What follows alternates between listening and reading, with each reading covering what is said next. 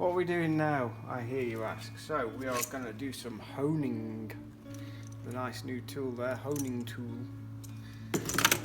And we need to hone inside each of the cylinders. So I've marked them so I know which one's which. So we've put new piston rings on.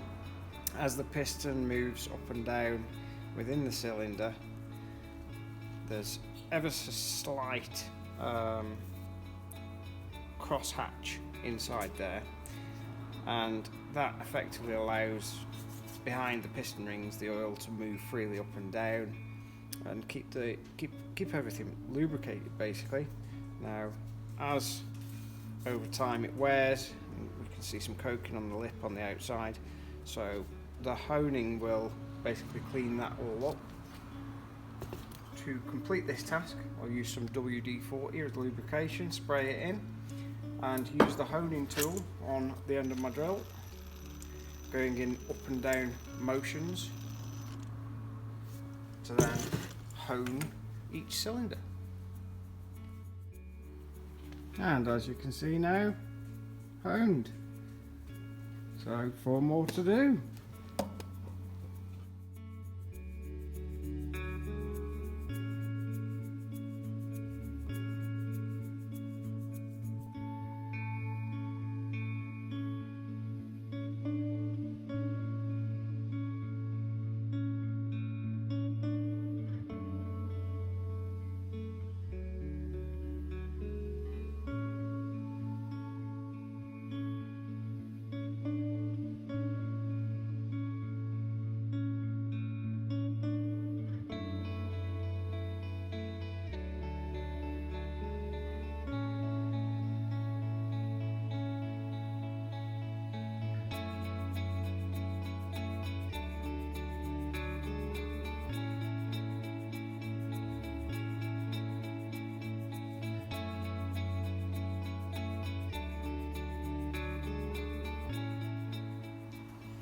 So let's make a start. What have we now?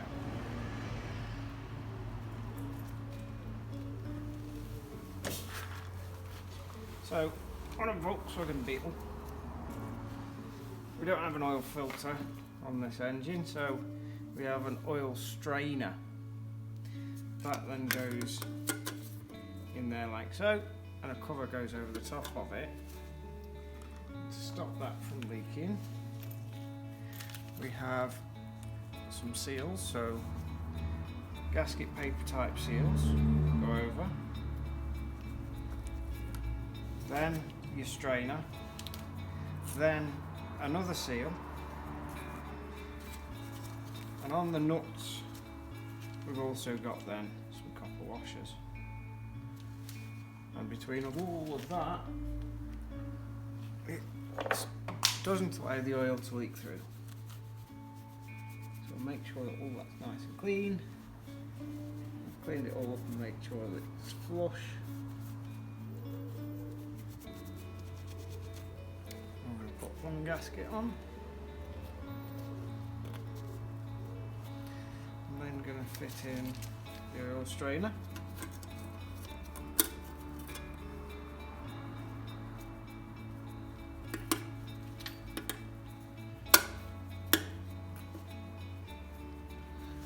Then put on the next gasket, and finally base plate. So base plate goes on, and this is where your washers come in. So firstly open up the washers.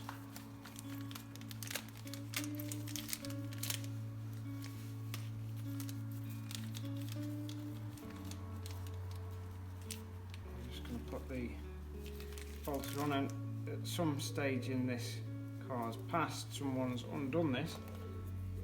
On certain models, the base plate's got the oil drain on it. On this one, there is no oil drain. You have to take the whole plate off effectively to drain your oil. Very messy. I might change that later on for a base plate with a drain plug on it, which you can get. So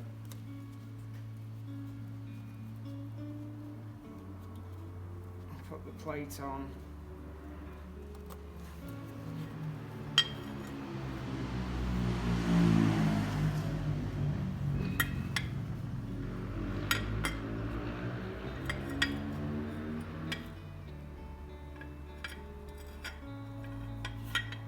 There are some cutouts in this base plate, but I'm not actually sure if that's an indication of which way around it goes.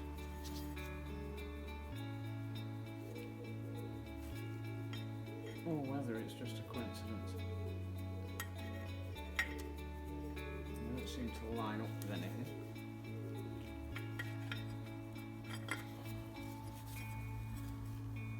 Who knows?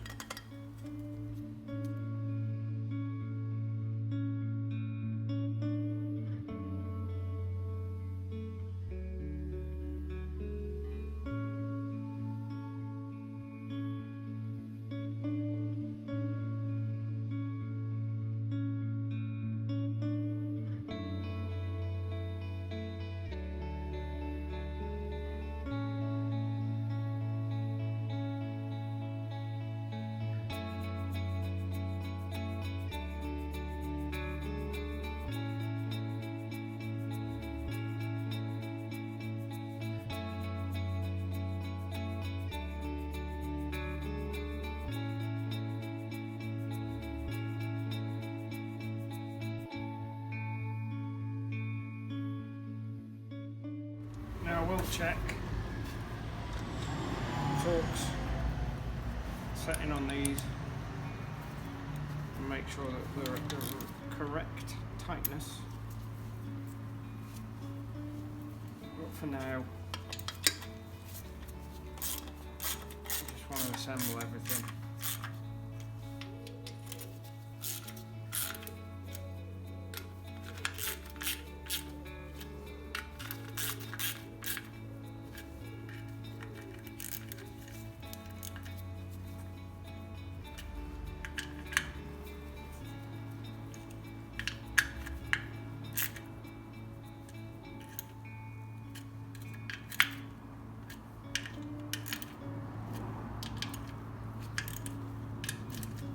So everything's just pinch tight for now.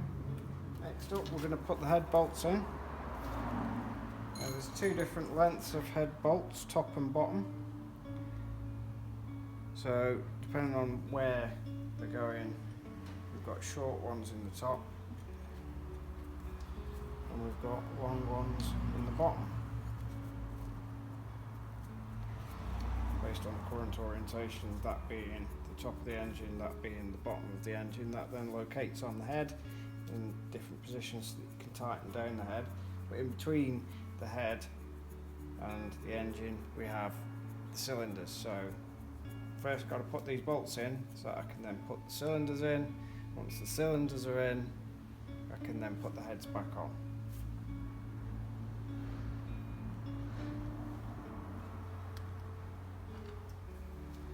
And the way that I put these on, by using two nuts. One nut as a lock nut, tighten the bottom nut up against the top nut.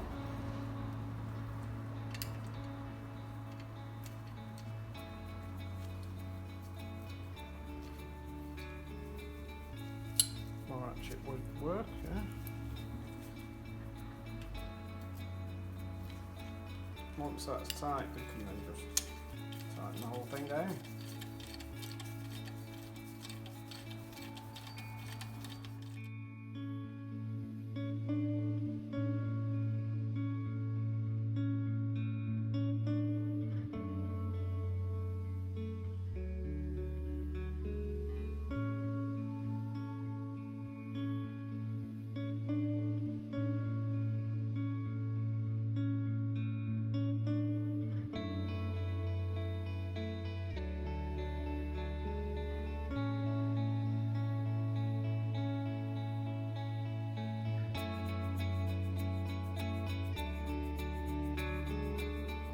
Next up, we've got our cylinders. So to fit the cylinders, we have a paper gasket. So the paper gasket, very thin, not going to do a lot. So we've got some instant gasket or gasket maker, and I'm going to put a layer around where it will then engage with the block. I'm then going to put my paper gasket on, and then going to put another layer around the outside edge. And once I've done that, I'll show you how we fit it.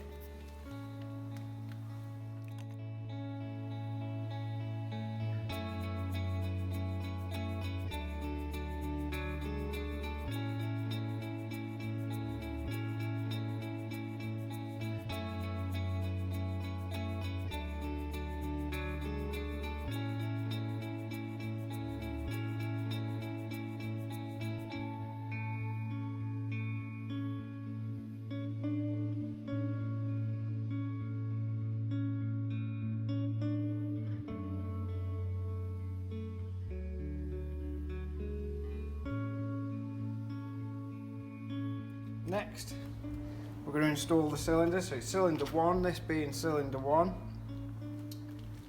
To install it, I've also got a new toy, which is a spring compressor for the piston. So it goes around the piston and then clamps the piston rings together so that we can then pass the cylinder over the top of it. So place that over there like so. Clamp the piston rings together, grab my cylinder, and feed it over the top, making sure it's the correct orientation, of course. Some gentle tapping down until we've passed the piston rings. Once we're past the piston rings, take the clamp out. A bit fiddly.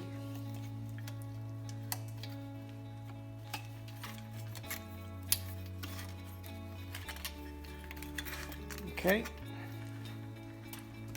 Now with my rubber-ended hammer, gentle taps down. Make sure we line it up with the opening.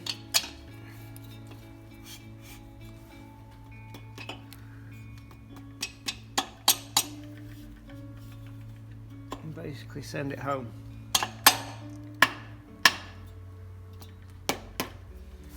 That's one piston done. Obviously got that piston up to top dead centre, so that's as high as it'll go. I'll move on to the next one and put the next one in.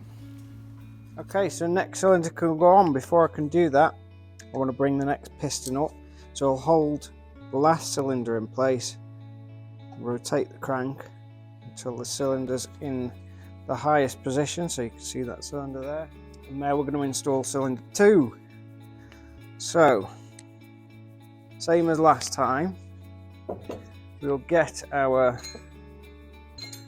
piston ring clamp or compressor and put that round piston and piston rings.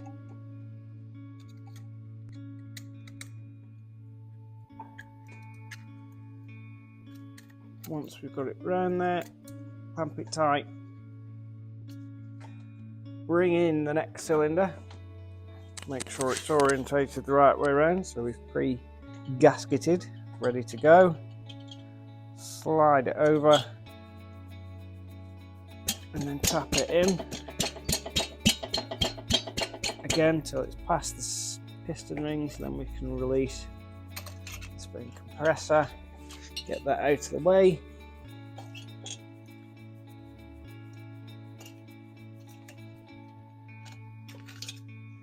There we go. Now we can send that back.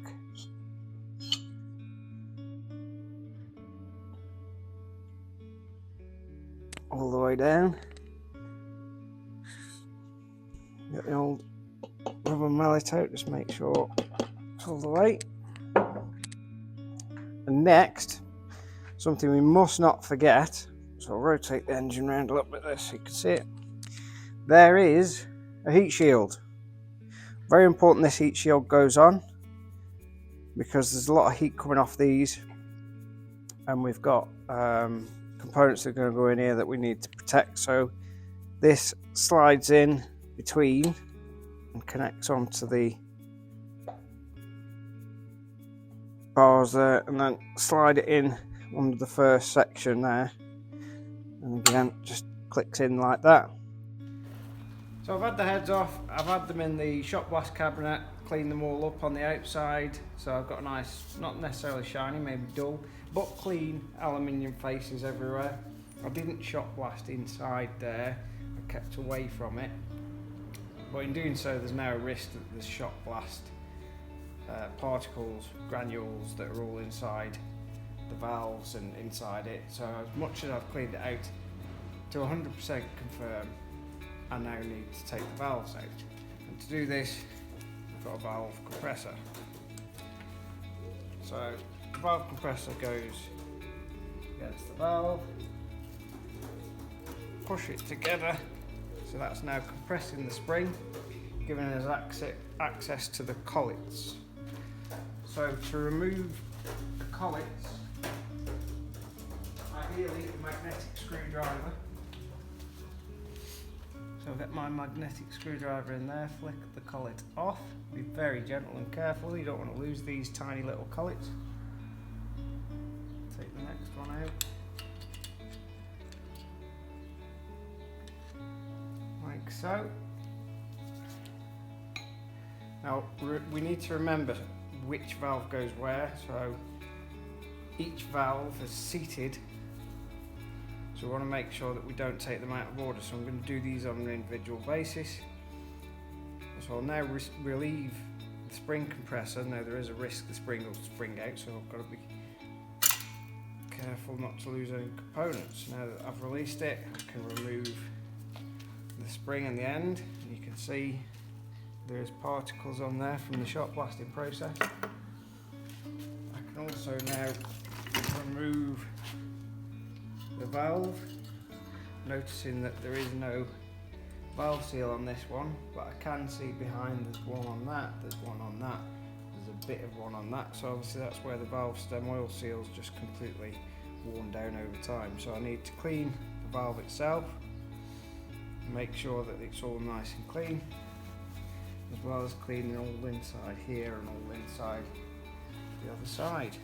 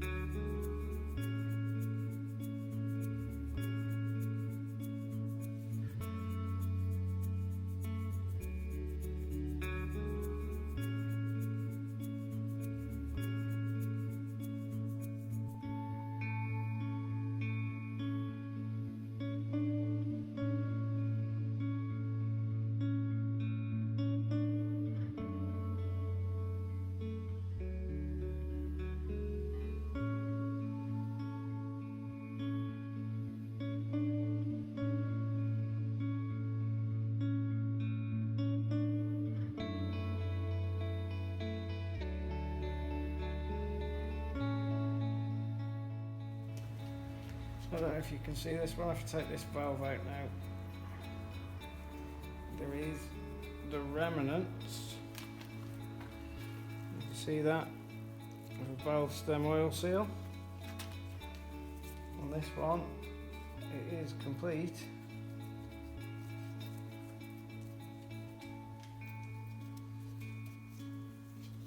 So I can get that out in one piece.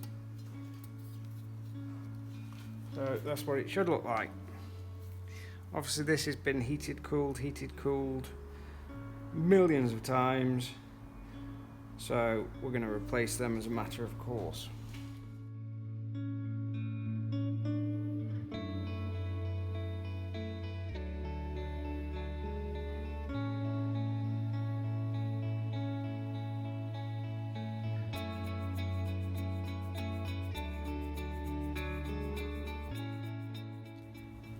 Now everything's been cleaned up, valves can go back in.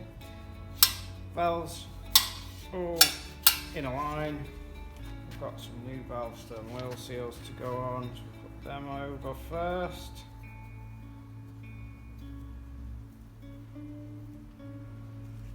Making sure that they're seated correctly. Okay, and now we're going to put the springs back in, so I'll bring this a little bit closer so that you can see what I'm doing here.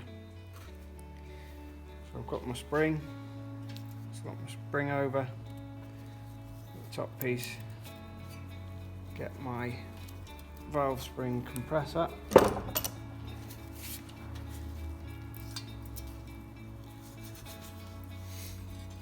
place it over the spring,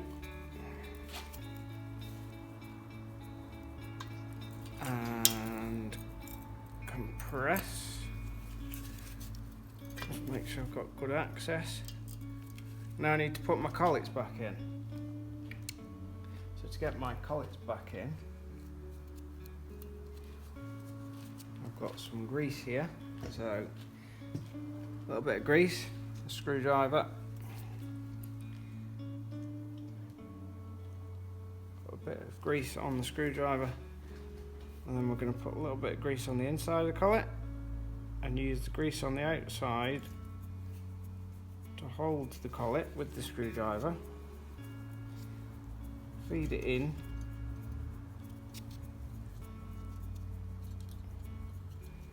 get it to sit in the grooves.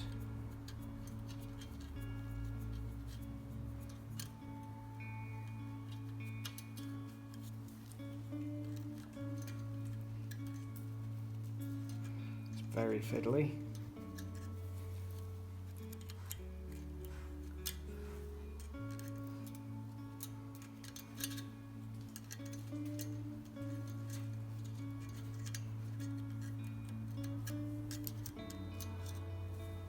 More fiddly than expected.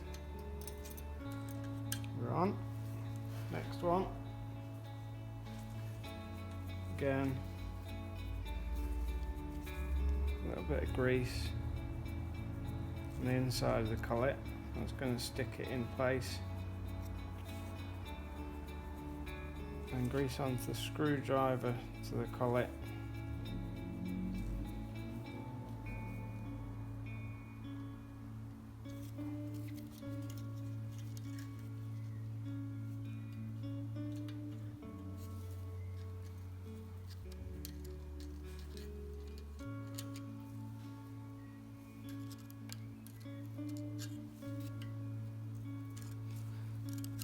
Not going to plan.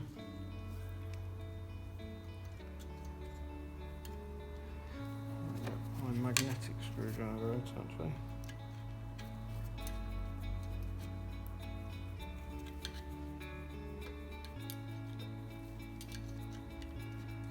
Aha! So a mixture of magnetic screwdriver and grease. Collets are now sitting in place. I can release my spring compressor. Let's compress the grease back out. So give that a wipe down.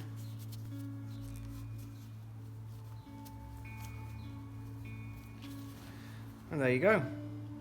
3 more to go.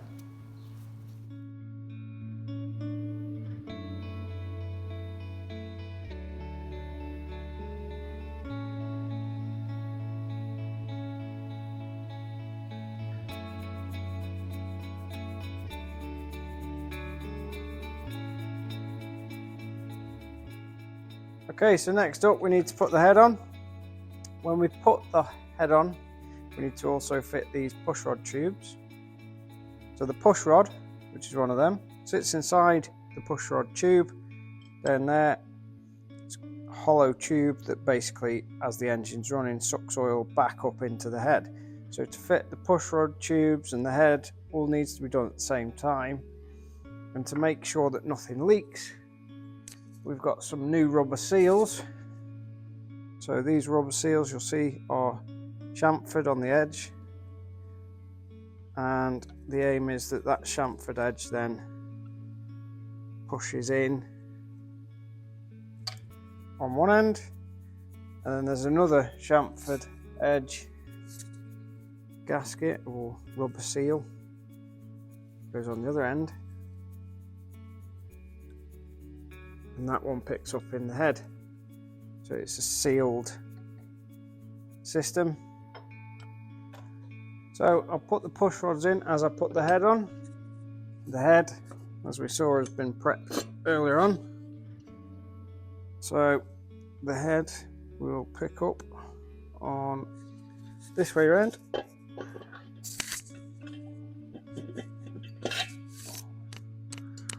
Okay, we'll place the push rods in